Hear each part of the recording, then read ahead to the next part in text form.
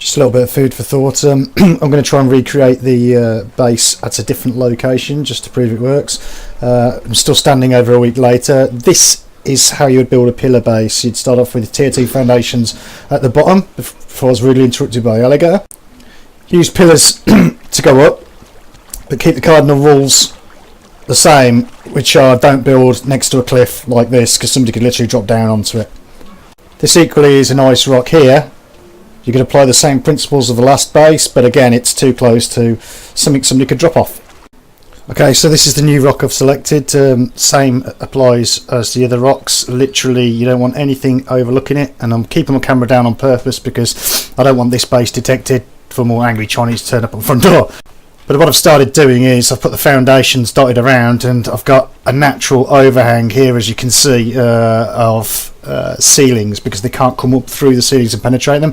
I've got to ensure that the whole surface of this rock has an overhang and covers this rock face. And then simply what I'm going to do is build up. As you notice by the front door, I'm using foundations here. Yes, it costs a lot more, but as soon as those are too thick, it is a lot more secure, and that is by all different types of siege as well. As you can see there, I'm going to double up on the foundations by the front door. I have an airlock system here. Yes, they can glitch through, but the double foundations, I don't think they can get through those at this moment in time. You have a few empty spaces downstairs. Probably want to start working at about floor 3 is where I want everything to start appearing. Give them something to work for. As you know, they can use the human pyramid system, but the more getting in your base and doing that, it's got to be fairly dedicated. As you notice what I've done here, this wasn't such a good example, but if the stairs come back when the server crashes, and let's say he tries to go through that door horizontally, I'm hoping that this little lip might create a bit of a gap. Maybe I should have pushed it back to here to make it a physical jump to get in.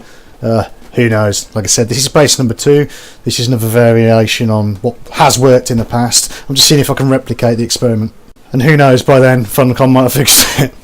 Okay, I don't know where I got to yesterday. It's a different day today. So I'm hoping I've probably told you about the fact that you want a gap in between your staircase and your front door. This is courtesy of Freya, one of the players on this server, who tried and tested this method for me to save me doing it. And literally what you want to do is delete your stairs, and where these stairs start at the base, put a foundation down there, and that should prevent the stairs regrowing on a server restart. Now please bear in mind, this has all been done on the PvP official server. I've not done any of this, no run throughs or anything like that in single player. The reason I've got weird foundations in the middle here is because the ceilings just didn't want to go, but I have to plug that gap and that hole, so I'm just going with it. Alright, it's no problem at all. You have to be especially important to look for little dips like this. If not, you can run around spamming the key and it'll shut the ceilings in there. But just really double make sure, if you can't see it, whack a foundation over it just in case. You don't want any gaps. This is also a bit vulnerable here, because if you imagine somebody could break through that bottom bit there, then they could stack up and pyramid up to the wall and then glitch through sideways, so that overhang needs to come out. Alright, don't scrimp on it. Another way to check is you get the X there, see the red X where it needs to snap to the existing piece, just rotate slightly until it disappears. There you go. 2 missed.